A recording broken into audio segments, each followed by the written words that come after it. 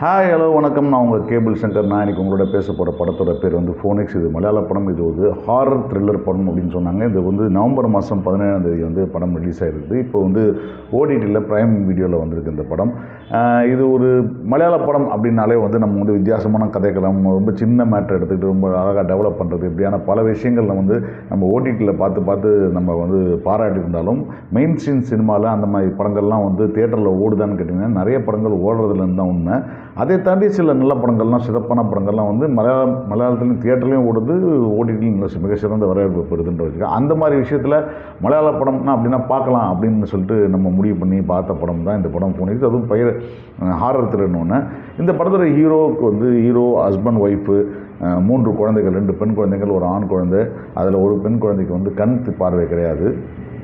இவங்க எல்லாம் சேர்ந்து அவங்க வாழ்க்கையை கொஞ்சம் பிரச்சனையான வாழ்க்கையிலேருந்து ஒரு கடற்கரை சார்ந்த ஒரு இடத்துல ஒரு வீட்டை வாடகை எடுக்கிறாங்க. அந்த வாடகை எடுத்து அந்த வீட்டுக்கு போகிறாங்க. அந்த வீட்டுக்கு போனதுலேருந்து சில அமானுஷ்யமான விஷயங்கள் நடக்குது தொடர்ந்து. அந்த அமானுஷ்யமான விஷயங்களுக்கு கூடவே இன்னொரு விஷயம் வருது. ஃப்ரெட்டி அப்படின்ற ஒருத்தனை பார்க்கணுன்றதுக்காக ஒரு லெட்டர் வந்துக்கிட்டே இருக்குது அந்த வீட்டுக்கு. அந்த லெட்டர் எவ்வளோ தான் ஒழிச்சு வச்சாலும் திரும்ப அந்த லெட்டர் புதுசாக வந்துட்டுருக்கு. நிறைய லெட்டர்ஸ் வருது. இப்போ யார் அந்த ஃப்ரெட்டி, இந்த வீட்டில் இதுக்கு முன்னாடி இருந்திருக்காரா, அதில் யாரை தப்பாக போடுறாங்களான்னு சொல்லிட்டு கொஞ்சம் கொஞ்சமாக விசாரிக்க போது கொஞ்சம் வீட்டில் இருக்கிற அமானுஷ்ய விஷயங்கள் கொஞ்சம் கொஞ்சமாக ஜாஸ்தியாகி அவருடைய 2ஆம் பெண்ணுக்கு அந்த பேய் பிடிச்சிருது. போயிட்டு நான் ஃப்ரெட்டியை பார்த்து அவனை போய் கூட்டுவான்னு சொல்லுது. இப்போ ஃப்ரெட்டியை கூட்டு வராமல் தன் குடும்பம் இதுலேருந்து காப்பாற்ற முடியாது அப்படின்னு முடிவு பண்ணும்போது ஃப்ரெட்டியை கண்டுபிடிச்சாரா இல்லையா, அவருக்கும் அந்த ஃப்ரெட்டிக்கும் அந்த பேய்க்கும் என்ன சம்மந்தம் என்ன என்று தான் கதை. இது ஒரு வழக்கமான ஒரு பேய் கதைகளுக்கான எல்லா விஷயமும் இந்த கதையில் எல்லாமே இருக்குது. ஆனால் அது பயமுறுத்தக்கூடிய விஷயங்களாவோ எல்லாமே அந்த படத்தில் இருக்குது, இல்லைன்னு சொல்ல முடியாது. ஆஸ் யூஷுவல் மலையாள படங்களுக்கே இருக்க ஒருத்தான லொக்கேஷன், அந்த கடல் சார்ந்த இடம், கடலுக்கு ஏற்றாப்புல ஒரு கெஸ்ட் ஹவுஸு, இந்த மாதிரி விஷுவல்ஸாக நம்ம பார்க்குறதுக்கு ரொம்ப அருமையாகவே இருக்குது. ரொம்ப ஸ்டெடியான ஒரு ஸ்லோ ஷாட்ஸு, ஒரு ட்ரக்கின்னு, அந்த மாதிரி படங்கள்லாம் இருக்குது இல்லையா. இதெல்லாமே ஓரளவுக்கு நல்லாவே போயிட்டுருக்குன்னு தான் சொல்லணும். அதற்கப்புறம் பார்த்திங்கன்னா நடித்த நடிகர்களும் அந்த இருண்மையான ஒரு தன்மைகளும், அந்த குழந்தைகள் நடித்த விஷயமும் உண்மையாகவே இன்ட்ரெஸ்டிங்காக இருக்குது. மோசமான நடிப்புன்னு சொல்ல முடியாது. ஆனால் இது எல்லாமே ஆன் த ஹோல் இந்த படம் நமக்கு அந்த பயத்தையோ இல்லை அந்த த்ரில் ஃபேக்டரையோ கொடுக்கும்போது அந்த த்ரில் ஃபேக்டர் வழக்கமாக நம்ம எல்லா படத்துலையும் பயமுறுத்துவாங்க. அதே மாதிரி நம்ம பயமுறுத்தக்கூடாது அப்படின்னு நினச்சிட்டு சில காட்சிகளை பண்ணியிருக்கிறாங்க. அதே நேரத்தில் எங்கள்லாம் வச்சுட்டு இல்லாமல் கொஞ்சம் பயமுறுத்தாமல் வேறு விதமான பயமுறுத்தலாம், ஒரு சாஃப்டாக பயமுறுத்தலாம்னு சொல்லி ட்ரை பண்ணியிருக்காங்க.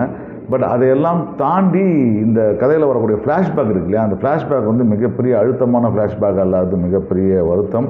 அதில் ரொம்ப ஃபேண்டஸியாக யூரோப்பியன் படங்களில் வர மாதிரி கொஞ்சம் ஏதாவது ஒரு யூரோப்பியன் கதைகளில் இங்கே பார்த்து இன்ஸ்பிரேஷன். ஏன்னா மலையாள படங்கள் பெரும்பாலும் யூரோப்பியன் படங்கள்லேருந்து இன்ஸ்பயர் ஆகி படம் எடுத்துருவாங்க. ஏன்னா அந்த படங்கள் இங்கே நிறைய பேருக்கு தெரியாது. அது அவங்களுடைய லேண்ட்ஸ்கேப்பு, அந்த ஊர், அந்த மாதிரி பின்னணி, குடும்ப பின்னணி, இதெல்லாம் நிறைய மலையாள படங்களுக்கு உதவும். அந்த யூரோப்பியன் படங்களை உல்ட்டா பண்ணுறதுக்கு. ஒரு காலத்தில் பிரியதர்ஷன் டீம், சீனிவாசன் டீம் பல மலையாள படங்கள், ஹிட்டு படங்கள் எல்லாமே யூரோப்பியன் படங்கள்லேருந்து கன்வெர்ட் ஆனது தான். பட் அது அப்போ அவர் தெரியாது. இப்போ இன்றைக்கி இருக்கிற இன்டர்நெட் காலத்தில் ஈஸியாக தெரிஞ்சுன்னு வச்சிங்களேன். பட் இந்த படத்துக்கு 3 writers, Bigil Balakrishnan, Vishnu Bharathan and Mithun Manuel Thomas, 3 பேரும் எழுத்தாளர். இதில் டைரக்ட் பண்ணியிருக்கிறது விஷ்ணு பரதன்.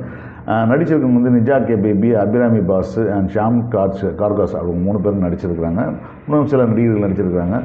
சினிமாட்டோகிராஃபியாவோ மற்ற டெக்னிக்கலோ நல்லா இருக்கிற விஷயம், எந்த விதத்துலையும் இதை நமக்கு எந்த விதமான எமோஷ்னல் விஷயமும் கொடுக்காம போய் ஒரு மாதிரி முடிஞ்சால் போதுன்ற நிலைமைக்கு ஆனது தான் இந்த படத்துடைய பெரிய மைனஸ்ஸு. ஏன்னா ஒரு 2.25 மணி நேரம் ஓடக்கூடிய ஒரு படத்தில் நமக்கு எந்த விதமான த்ரில் எஃபெக்டோ இல்லை, யாரை செத்து போனான்னு, யார் என்ன பண்ணான்ன்ற விஷயமும் இருக்குது. இதில் ஒரு ஸ்பாய்லரான விஷயம் என்னென்னா, ஒரு 70களில் ஒரு காலரா மாதிரி ஒரு பெரிய ஒரு டிசீஸ் மொத்தமாக எல்லோரும் அழிச்சிச்சு. அதில் நிறைய பேர் பல்ஸ் போயிடுச்சு. இருந்தாலும் அவங்கள வச்சுக்க இடம் இல்லாமல் புதைச்சிடுவாங்களாம். புதைச்சதுக்கப்புறம் அவங்க திடீர்னு சில பேர் உயிர் பெற சான்ஸ் இருக்குன்றதுனால அவங்க கையில் ஒரு கயிறை கட்டி வெளியில் ஒரு மணியை வச்சுருவாங்க அப்படின்னு சொன்னாங்க. அந்த காலம் எழுந்தபோது மணி ஆடும்போது அவங்கள காப்பாற்றி கூப்பிட்டு வந்துடுவோம்னு சொல்லிட்டு ஒரு விஷயத்த சொல்கிறாங்க. அது எந்த விதத்துலையும் இந்த படத்தில் நமக்கு நிஜத்தில் அது நடந்துச்சா நடக்கலையான்றதுலாம் தெரியாதவங்க. அது நம்பகத்தன்மை இல்லாதனாலே அது மேலே ஒரு எமோஷன் நமக்கு வரல. ஸோ உங்களுக்கு பேய் படம்னா பேய் படம் அப்படின்னு சொன்னாலே நீங்கள் பார்ப்பீங்கன்னு சொன்னால் கண்டிப்பாக அந்த படத்தை பாருங்கள். இல்லாட்டா வேறு ஏதாவது நல்ல படத்தை பாருங்கள். நன்றி, வணக்கம். கேபிள் சங்கர் லைக் பண்ணுங்கள், ஷேர் பண்ணுங்கள், சப்ஸ்கிரைப் பண்ணுங்கள்.